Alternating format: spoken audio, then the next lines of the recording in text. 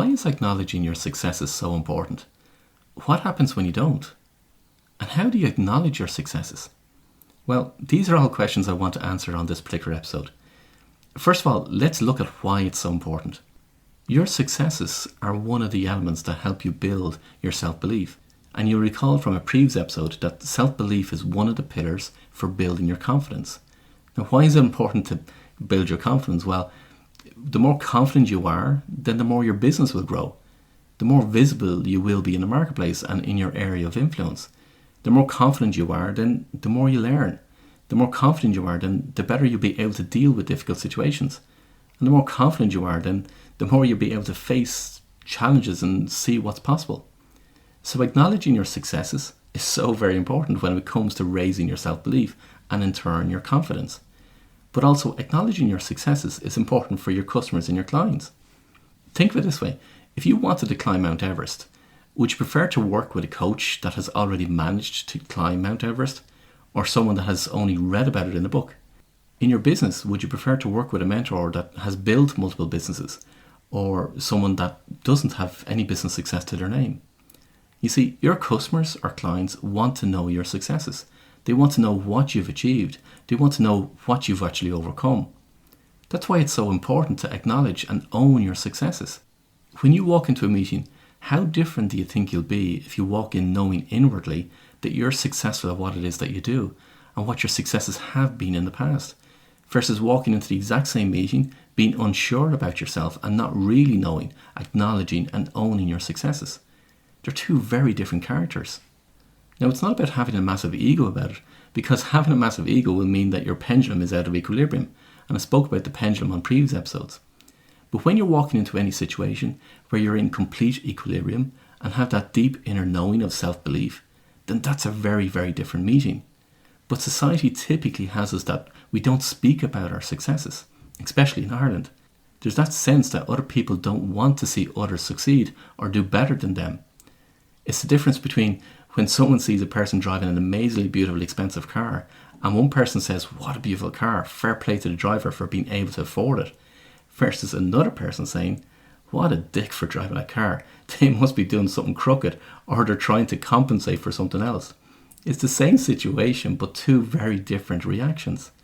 And that's typically the two different cultures that a lot of people grow up in. So when you have a more negative culture, then the natural unconscious reaction is to make less of your successes, downplay them and not say anything about them at all. Now bear in mind, as you were growing up, it's said that people hear more negative comments and affirmations from the people around them than they do positive comments and positive affirmations. So it's no wonder we grow up being focused on the negative and what hasn't been done or what hasn't been achieved. Yet your customers and your clients want to know, and it makes a significant difference to how you perform in life. So you must acknowledge and own your successes. Now, what happens when you don't acknowledge and own your successes? Well, apart from the obvious opposite of what I've just said, there's other impacts too. You'll end up feeling that you're on a constant treadmill or a hamster wheel, seeking the approval of others. If you don't acknowledge your successes, then you'll feel you haven't reached a level of success that's acceptable. You're constantly striving to reach higher and higher levels of success because unconsciously, you're seeking the approval and recognition of others. In essence, you're seeking the acknowledgement from others. Whether it be a parent, a spouse, a partner, an employer, your friends, your community, your fans, whatever your arena is, until you acknowledge your own successes, without needing the acknowledgement of others, only then will you be free. Because otherwise, ultimately what you're doing is investing in self-esteem and not self-worth. Again, I talked about the difference between self-esteem and self-worth on an earlier episode. Now, in that case, no matter what level of success you achieve, you won't be satisfied with it. Each new level will never be enough. Your focus will be about getting to higher levels as opposed to being about the difference you can make. You won't feel grateful for what you have or for what you've actually achieved, and you won't be able to actually fully enjoy it. You won't fully recognise all the things that other people do for you and all the good circumstances that come your way. And good things that have happened for you, you just won't realise it. It's just not enough, because enough is never good enough. So when will you stop? If you can't acknowledge your small successes and achievements, then how are you going to be able to acknowledge and own your big successes? And then when you've achieved your big success, well, then what? What next? What do you then become? Now, this isn't about not striving to reach higher levels of achievement. Far from it. Because what's more important that determines your success is your intention behind seeking the higher levels of achievement and success. Your intention is one of the most paramount elements. This is about acknowledging your successes and owning them. Because if you don't, well, you'll just end up feeling disgruntled, unhappy, or feeling not good enough. You'll start comparing yourself to others and feeling that they're much better off than you are, or that they've achieved much more than you have. And when that happens, then it becomes harder and harder to achieve greater successes. So you can see there's a lot of benefits to acknowledging and owning your successes. And equally, there are a lot of downsides to not acknowledging and owning them too. So what does it look like to acknowledge and own your successes? Well, for one, you feel inwardly proud about yourself as you recall each of your successes. And as you recall each of your successes, you can bring them up and that feeling and relive the experience again and again, along with the excitement of it and the joy of it. Let me give you two examples from my own life, and hopefully you'll be able to see the difference between the two. So for one of them, I need to go back a good few years to the time I was actually studying to become a management accountant. You see, I had set myself a target that I wanted to pass my exams and be qualified as a management accountant within 4 years. Now at the time, I was studying in the evenings and at the weekends, and I was working full time. One of the reasons I was working, apart from wanting to earn the money, was because in order to be qualified as a management accountant, you had to have a number of years' experience as a full-time employee in a broad range of areas of accounting and business in order to be determined fully qualified, and to be able to use the initials in your title and that signify you as a management accountant. So I had my target, I was working full-time, I had to get a broad range of work experience, I was attending classes in the evenings and at weekends, and I wanted to get it done within 4 years. Also, in the final year of studying exams, I bought my first house, which was being built at the time, and we were also arranging our wedding. So you can imagine just some of the circumstances and the pressures that were going on at the time. So, to cut a long story short, it came to the final year, which was in fact my 4th year of study. And I'm sitting in my office and I get a phone call from my mum to say that my exam results have just arrived to the house. So I asked her to open the envelope and tell me what the results were. And while I waited for her to open the envelope, I took a deep breath and prayed that I had passed. And yes, at the other end of the phone, my mum shouts out that I passed my final exams. I had passed them in my first attempt. I didn't have to repeat any of them at all. I passed them despite all of what was going on in my life at the time. I then rang my fiancée to tell her the good news. I came out of my office and told all my co-workers the news. I went to my boss and told him also. And after all the congratulations, I returned to my office. And as I sat back in my chair, relieved at the fact that I had actually passed my final exams, and because I had gotten the experience and work that I needed, I could then apply to be able to use the initials that signify me as a management accountant. And after all those thoughts passed, do you want to know what the next thought was that came in?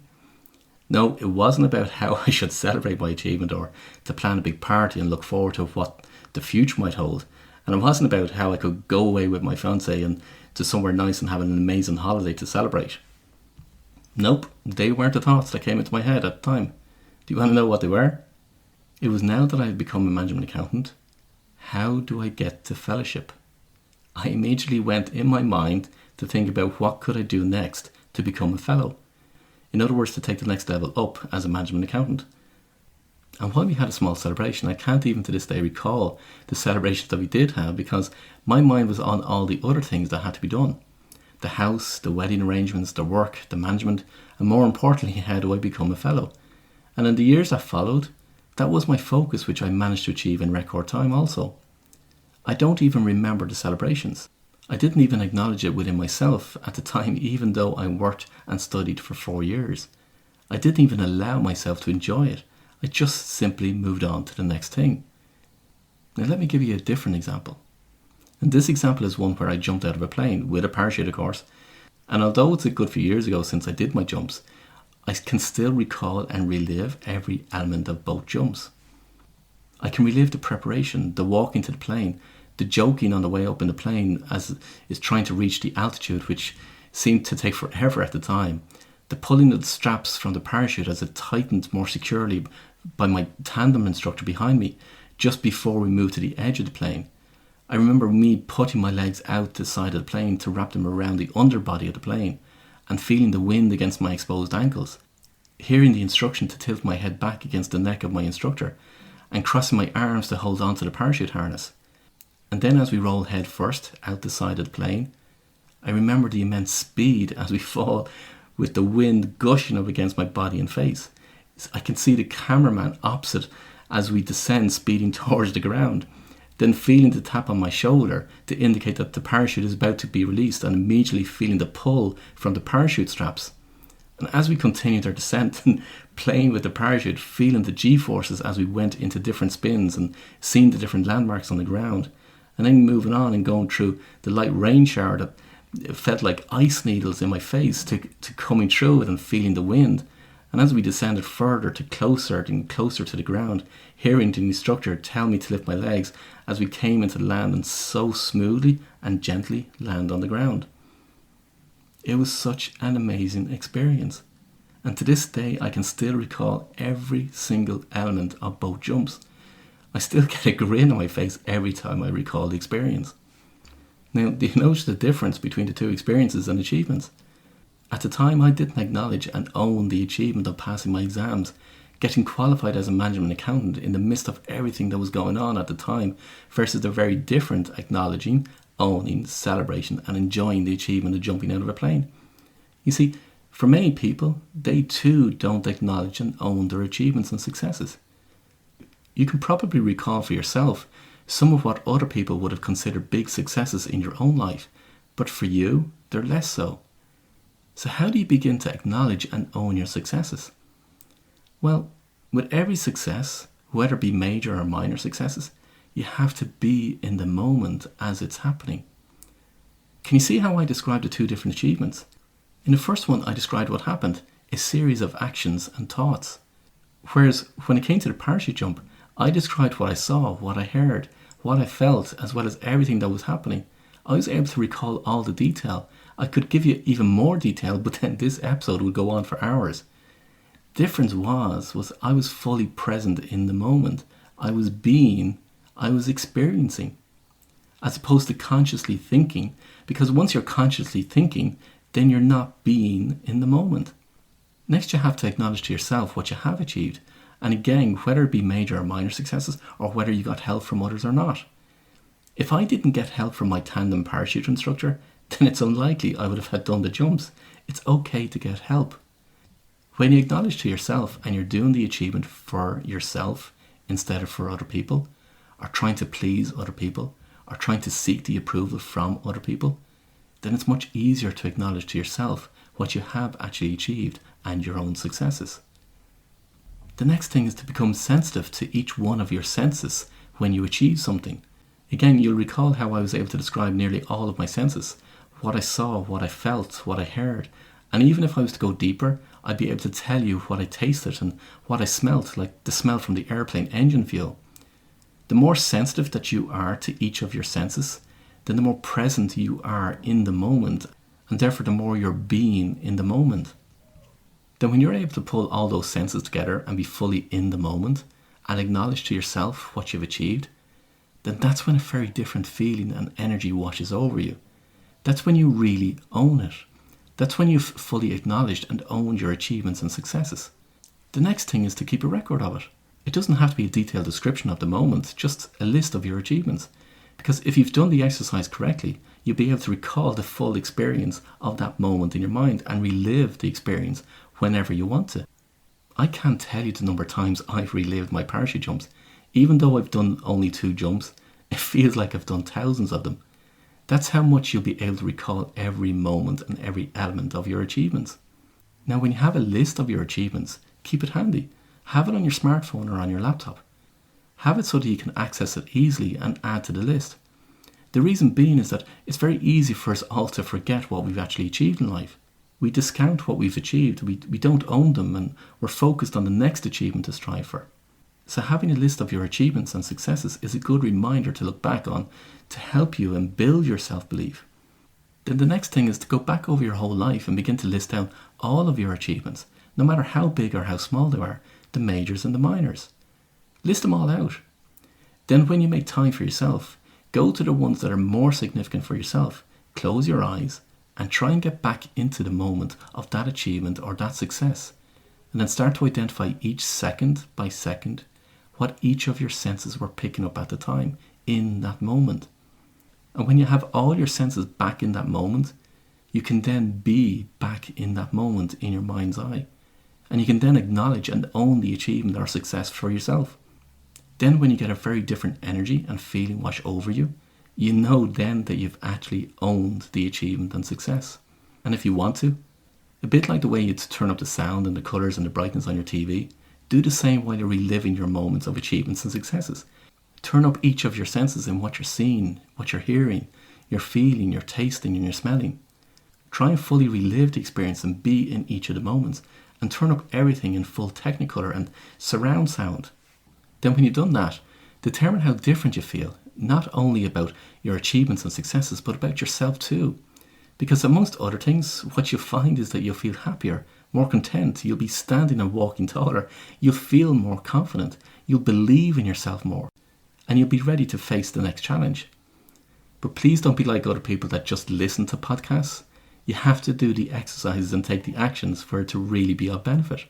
And believe me, you'll be really glad if you do. Now, if this is something that you'd like to go deeper with and you'd like me to guide you on it, then reach out to me and let's have a chat. All you need to do is just head over to theexecutivecode.com and let's get in touch.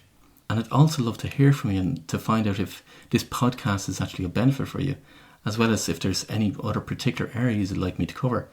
So please reach out to me and send me an email. Again, all you need to do is head over to executivecode.com and where you'll find all my contact details. And don't forget, sharing is caring. So it would be really, really great if you gave this podcast a review on Apple iTunes and let your friends and colleagues know about it. And as always, until next time, I wish you every success.